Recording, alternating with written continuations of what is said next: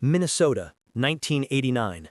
Known for its peaceful lakes and safe, small villages, this state would soon be the focus of one of America's most eerie child disappearances. 11-year-old Jacob Wetterling, a bright, kind-hearted youngster from St. Joseph, vanished on his approach home from a nearby convenience store. There was no car, no witnesses, no goodbye, just the echo of bicycle tires in the dark. His name became a ghost whispered in every home for almost 3 decades, a reminder of how quickly innocence may vanish. Police looked, prayers were said, leads turned to silence. But decades later, one man's quiet confession at last broke the silence and revealed a truth more frightening than anybody ever dreamed. Before we begin, leave a remark with your country and the current time. St. Joseph, Minnesota, October 22, 1989. A peaceful Sunday evening when porch lights flickered across little town streets and crickets' hum filled the autumn air. It was the sort of evening wherein no malice ever looked to happen. Families were watching television, children finishing homework, and the globe outside felt secure. Jacob Wetterling, age 11, and his 2 buddies, Trevor and Aaron, had spent the evening doing something basic, something every child their age did. They biked to the local Tom Thumb store to rent a movie. Laughing under the streetlights, debating what to watch, they never knew this would be the final time any of them would laugh together like that. Just after 9 p.m., the 3 boys began their short ride home down a rural road, a familiar stretch lined with trees and open fields. The moon hung low, illuminating their way. Less than half a mile from Jacob's house, headlights suddenly flickered behind them. A man stepped onto the road from the darkness, holding a handgun and wearing a dark suit with a stocking cap pulled tight over his head. His voice was sharp, commanding. "Get off your bikes," he ordered. The chuckling ceased. The sound of pebbles crunching beneath their feet grew loud. He ordered them to lie face down in the dirt. 1. The air was cold, but the fear burned hot in their hearts. He inquired their 10, 11, 11 ages. He then instructed Trevor, Jacob's brother, to sprint. "Should you look back, I will shoot." Trevor ran, then a man turned to Aaron and repeated the command. "Run." Aaron paused, his voice shaking, begging the man to let Jacob go. But the stranger's voice slashed across the darkness. "Run." Aaron ran down the road, the darkness swallowing his tracks. When he lastly glanced back, Jacob had vanished. The quiet countryside erupted into anarchy. Sirens pierced the night as police, neighbors, and families flooded the roads with flashlights and dogs. Search crews swept ditches, fields, and sheds. They yelled Jacob's name into the dark, expecting to hear him call back, but there was only the wind. Within hours, the FBI came with local authorities. Forensic experts flagged tire tracks in the mud. Helicopters soared above. Volunteers lined the rural road shoulders. Every inch of St. Joseph was searched, but the boy with the big smile vanished without a trace. In those early hours, people believed he was still alive. They had to believe it. But as dawn broke and Jacob's bike was found abandoned, reality began to sink in. The innocence of a small Midwestern town had been stolen in one horrifying moment. Jacob's mother, Patty, stood on her porch, calling into the fog, her voice breaking. "Jacob," she cried, but the fields stayed silent. No one knew it then, but the man who took Jacob had already struck before, and would soon become the most notorious name in Minnesota's past, and the city of St. Joseph would never sleep the same once more. In the hours after Jacob Wetterling disappeared, St. Joseph, a hamlet of hardly 3,000 people, transformed suddenly. The calm rhythm of rural life broke into turmoil. Police cars lined the narrow gravel roads. Reporters planted cameras on front lawns. Neighbors who had once waved from their porches now looked shoulder to shoulder with flashlights and dogs. The Wetterling home became a command post. Inside, Patty and Jerry Wetterling, surrounded by police, family, and friends, sat. Police radios buzzed from the walls. Every phone call seemed to be the one. Every knock on the door jolted the air. Outside, hundreds of volunteers, some carrying torches, others grasping to hope, assembled. They cried Jacob's name into the frigid night wind as they searched cornfields, ditches, and wooded paths. Bloodhounds tracked scents that abruptly stopped along the side of the road, across miles of brush. Detectives followed tire impressions and footprints, photographing every mark in the dirt. But every clue led nowhere. Every potential lead dissolved, like mist in the morning sun. Within 24 hours, the FBI was called in. An uncommon move for a missing child case. It signaled just how serious this was. Trucks of equipment, radios, and forensic gear arrived with the agents. Hundreds of interviews were conducted with neighbors who might have observed a stranger. Farms, quarries, even nearby rivers extended the search radius hour by hour. Still nothing. Meanwhile, America watched. The story spread beyond Minnesota, grabbing headlines from coast to coast. It was no longer only a local tragedy, it was a nationwide mystery.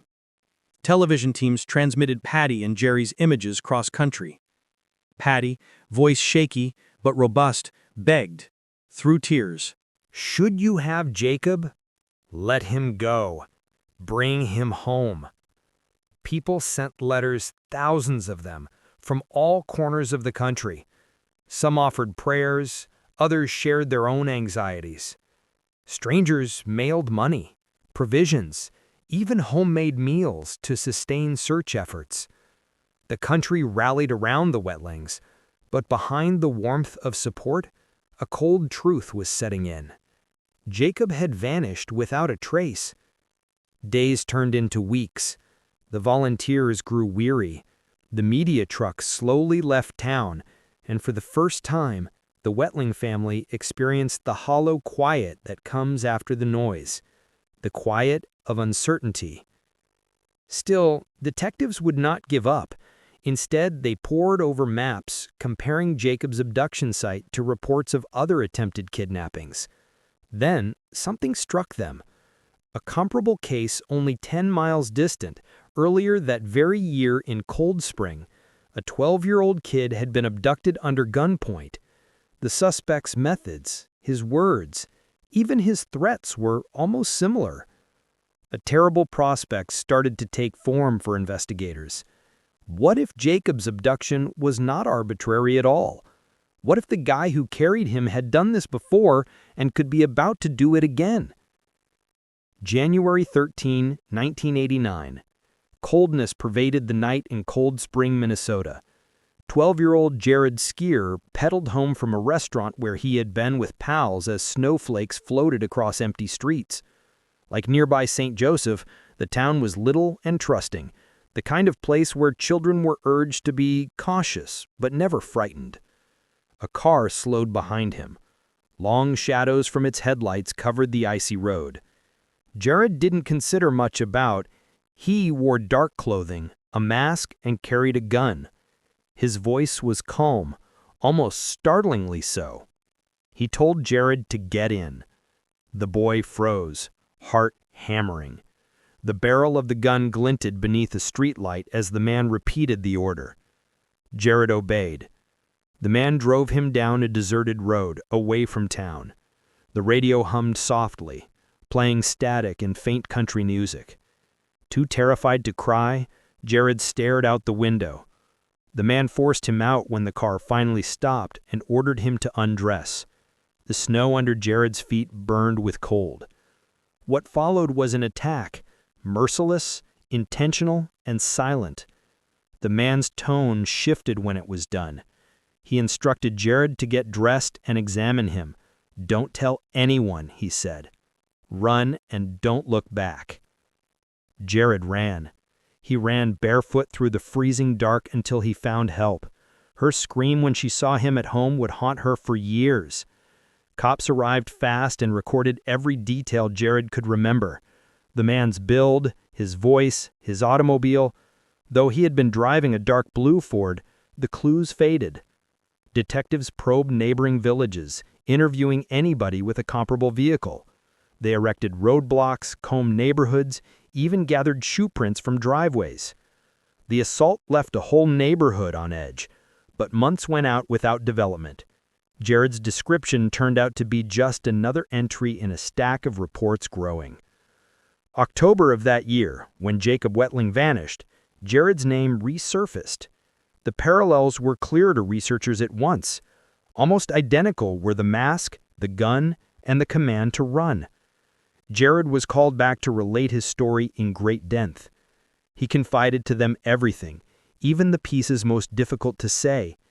His words formed a terrifying pattern, a predator with a right. 30-something mechanic Danny Heinrich was among dozens of local guys interviewed. He dwelled close to Painesville, close to either Cold Spring or St. Joseph. He lacked a firm alibi for the evening. Taken was Jared. FBI agents saw his restlessness, his fidgeting, his roving eyes when they came to his house that December. They also gathered his DNA for analysis, although forensic science was years from being able to use it effectively then. Heinrich refuted everything. Investigators lacked a basis to hold him sans a witness or physical evidence. They let him free, and the trail went cold after that choice. Jared tried to go forward. He went back to school, but sleep came gradually. Every car slowed close to his house made him jump. Every shadow on the road seemed like the man who had warned him not to look back. The memory lived within him, immutable. Jared immediately knew when he found out about Jacob Wetterling's abduction 9 months later. The technique, the words, the terror. It was the same man. He once more told investigators, yet without evidence, his caution melted into the noise. Cold Spring case collected dust in an evidence locker filed as unsolved. The DNA stayed in storage waiting for technology not yet in existence. And Danny James Heinrich's name slipped softly into oblivion till decades later when that same file came back to life and brought both children's stories once more alive. What had been forgotten would soon be the key to all.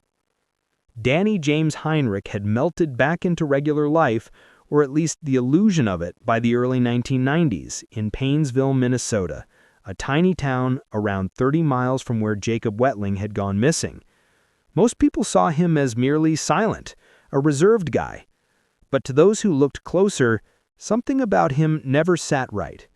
He was the neighbor who drove gradually past at dusk and didn't wave. The headlights dimmed. Whispers started among locals. Parents cautioned their children not to walk alone. Though gossip isn't proof and law enforcement couldn't act without it, some swore they had seen Heinrich's car roving after dark. Heinrich thus resided among them, working unusual jobs, mending cars, disappearing into the background of little-town life carrying one horrific secret. Meanwhile, the Wetterling case, once a national craze, faded from news. The billboards with Jacob's smiling face became weather-worn. Flyers curl and tear on phone poles. The tips that once flooded police hotlines reduced to nothing. For Patty and Jerry Wetterling, hope became both a burden and a mission. Their home grew into the hub of a movement. Patty battled back in the only way she could by making Jacob's name a symbol for transformation. She established the Jacob Wetterling Foundation for Child Safety and Kidnapping Prevention. TV interviews, news conferences, and national awareness initiatives followed.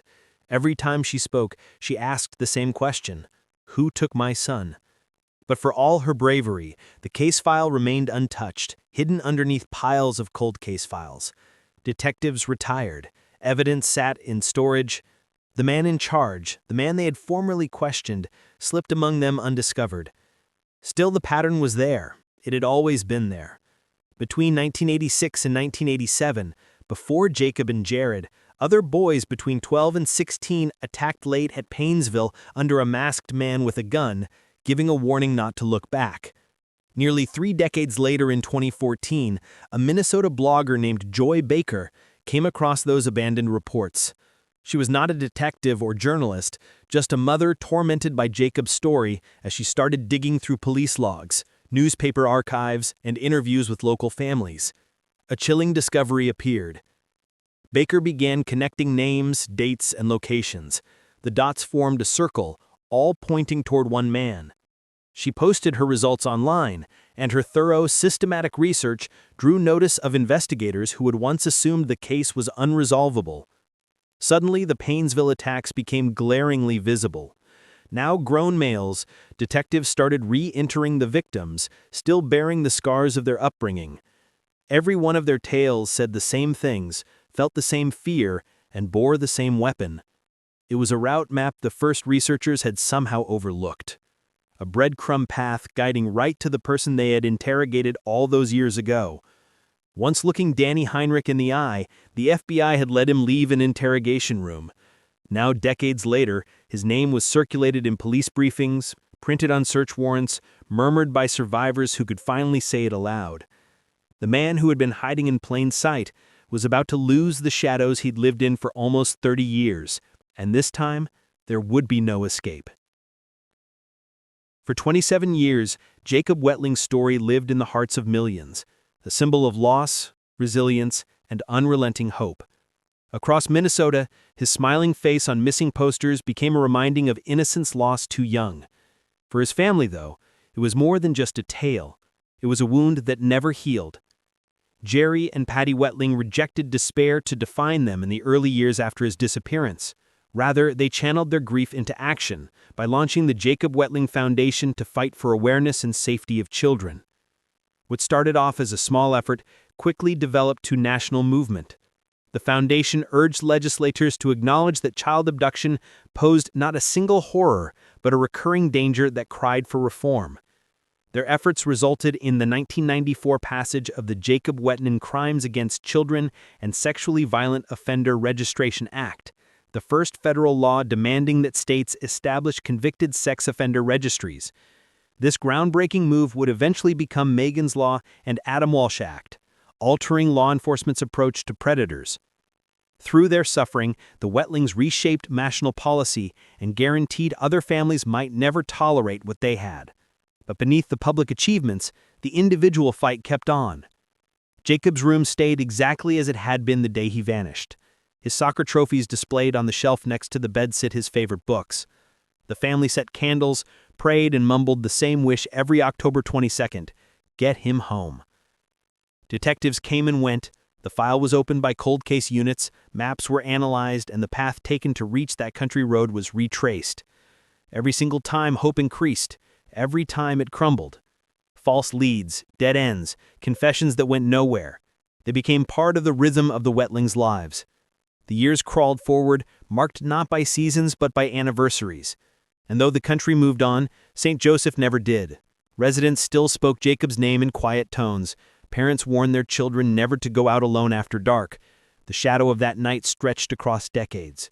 But in 2015, something changed. Technology had caught up to the evidence. Investigators decided to revisit an old case, almost forgotten but hauntingly connected to Jacob's, the 1989 attack of 12-year-old Jared Skeeger in Cold Spring. The DNA obtained from that case, stored for decades in evidence, was ultimately re-examined with cutting-edge forensic techniques. The results pointed to a name buried deeply in the initial investigation: Danny James Heinrich, a man interrogated and released for lack of proof. Decades.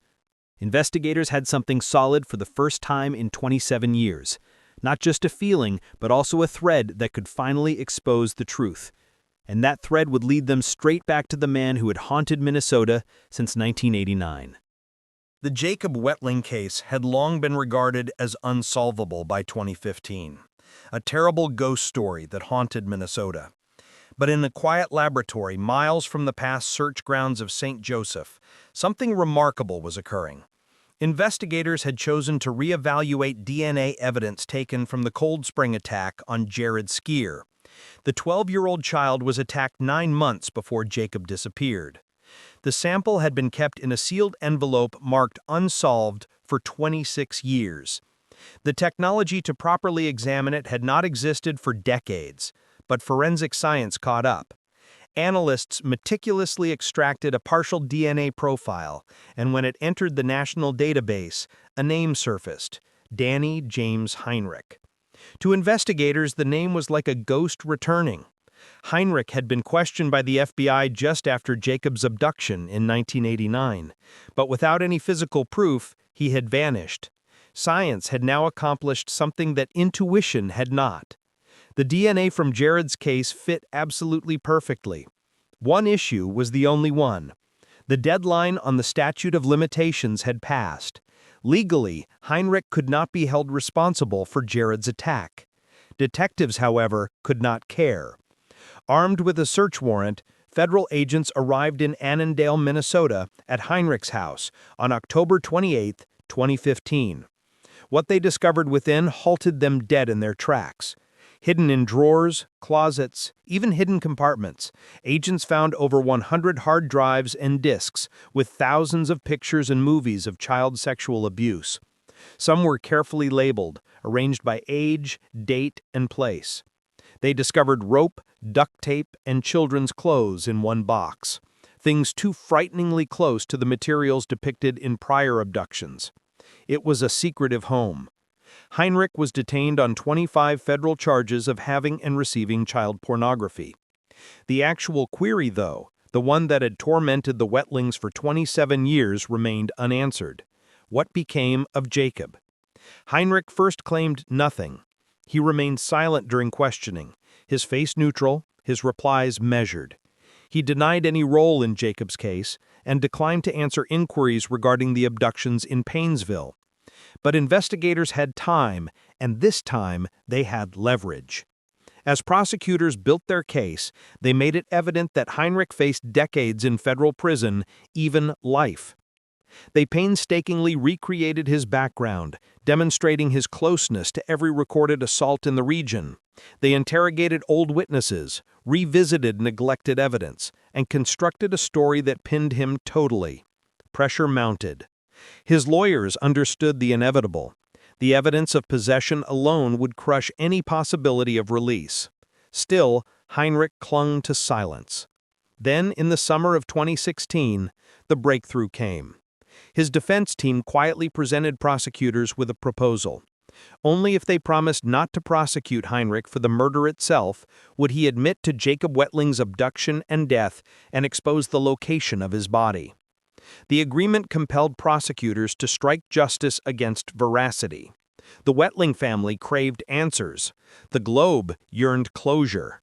An agreement was so reached in September 2016. Heinrich would plead guilty to one count of child pornography in return for complete disclosure. The sentence would carry a maximum of 20 years. But the confession and the recovery of Jacob's remains would finally bring the truth into the light. After nearly 3 decades of darkness, the man who had terrorized an entire generation was about to speak. And what he would reveal would chill even the most hardened investigators to the core. September 6, 2016. For the first time in nearly 3 decades, the truth was spoken aloud. Inside a packed federal courtroom in Minneapolis, the man who had haunted Minnesota's darkest nightmare stood before the judge. Dressed in a beige prison uniform, Danny James Heinrich showed no emotion as he related step by step what he had done to Jacob Wetterling on that October night in 1989. Except for his voice, which they had imagined for 27 years but had never heard till now, the courtroom was quiet for the Wetterling family. As though describing someone else's behavior, Heinrich's remarks were clinical, detached, virtually robotic. But every word slashed like glass. He told the court how he had stopped his car on a small rural road near St. Joseph and waited in the darkness. How he saw 3 boys riding laughingly past, unsuspecting. How he descended into the road wearing a mask, cradling an unloaded handgun. He stated, in the same flat tone, "I told the other 2 to run and not look back." Heinrich drove Jacob to a gravel pit near Paynesville, some 30 miles distant. There he handcuffed Heinrich, confessed he drew out the revolver, and shot Jacob once in the head to kill a youngster and initiating one of the most agonizing mysteries in American history. For 27 years, Jacob's body lay in that same plot of earth, a quiet pasture that several search teams had walked, never realizing the boy they were searching for was right there, just under their feet. It was a tranquil, modest rural field close Painesville, the kind of area you'd drive past without a second glance. Search teams meticulously sifted the ground beneath a gray sky and the hum of late summer crickets. Then came the moment. Little bones, a crimson shirt, remnants of shoes, the stuff belonging to an 11-year-old boy who had simply gone to see a movie with pals. The country came to a halt when the discovery was made known. News agencies released the information and many millions of people cried. Jacob's missing posters had shaped many of them. In Minnesota, church bells sounded. Flowers were left at the Wettling's mailbox by strangers. Law enforcement officers, some retired, returned only to assist get him home. Hinrich promised in court to plead guilty to 1 count of possessing child pornography in return for leading police to Jacob's remains and confessing to his crimes. This agreement guaranteed him 20 years in federal prison, although everyone in court understood it might have never balanced what had been lost. Judge John Tunn spoke straight to Hinrich at the end of the proceedings, denouncing his behavior as barbaric beyond comprehension. But Patty Wetterling, Jacob's mother, delivered the last words that day, her voice trembling, eyes filled with sadness. "Our hearts are broken," she said softly. And for the first time since 1989, the world at last knew what had become of Jacob Wetterling. The revelation created a kind of quietness, the kind that follows a storm. For years the question had been, who? Now they knew. But in that answer lay another question that echoed across Minnesota's law enforcement community. How did this man get away for so long? When investigators revisited the original 1989 case files, the truth was painful. Danny Heinrich's name had been there from the beginning. He'd been interviewed by the FBI within weeks of Jacob's abduction. Agents had even collected a hair sample and his DNA, an extraordinary move for the time. But DNA research was still in its early stages back then. There were neither cross-agency systems nor national databases. The data lay untouched and useless in storage. Though Heinrich lived freely less than 30 meters distant, Judge John Tunn in the courtroom did not conceal his indignation. His words were harsh, premeditated, and meant straight at the man who stood before him. "You stole the innocence of children in small towns and cities across Minnesota," he said. "Every kid knows Jacob's story because of you." He paused, then added, "We won't pretend this sentence is about child pornography. This is about terror, about suffering, about a young boy whose name grew to be a warning." Heinrich, as always, fixed ahead, unmoving, hands folded, face emotionless. The courtroom was packed with retired officers, volunteers, even journalists who had looked for Jacob decades before. Several cried openly. For them, the confession was not only closure, but also atonement compounded with guilt. They had been close, so close, yet the bureaucracy of the time had enabled a monster to roam among them. Many who thought the 20-year sentence did not represent the severity of the crimes expressed frustration. There was, however, a critical caveat that meant Heinrich might never once walk freely again. Under Minnesota legislation, state authorities would have the power to civilly commit him indefinitely as a sex offender at the conclusion of his federal term. Judge Tunn secured it. He spoke directly to the Wetterling family in his last remarks. "You have borne a weight no parent ought. Your elegance and fortitude have changed the world." And they had. The Jacob Wetterling Act and its successors changed how law enforcement treated sex offender tracking and child abductions, even if the criminal system had failed Jacob in life. The laws born of tragedy had prevented many more. But for Patty Wetterling, the moment was not one of triumph. Seated in the courtroom, she listened as the guy who had stolen her kid's life sat unapologetic. For awareness, compassion, and safety she had fought for decades. She selected forgiveness, or something like it, the only option that made sense to her. "I decline to live in hatred," she said later to the media. "We must grow from this, so nobody else has to live this life." Her voice was soft, yet her eyes betray a lifetime of pain. Behind her grace lay a truth too heavy to speak aloud. If someone had listened differently, acted sooner, or connected the dots, maybe Jacob would have come home. The investigation into the system's failures led to new discussions within law enforcement about data sharing, communication, and the importance of never dismissing early suspects. But for many, that knowledge came too late. Henrik's crimes had not only taken one boy's life, they had fractured a generation's sense of safety. And though justice had finally spoken, it did so from the shadows years after the moment it was most needed. Because the haunting question still lingered in every heart that followed the case. How many other children could have been saved if justice had come sooner? Years after the truth finally came to light, a new landmark rose in central Minnesota. A bridge that carried more than cars and travelers, carried memory, carried hope.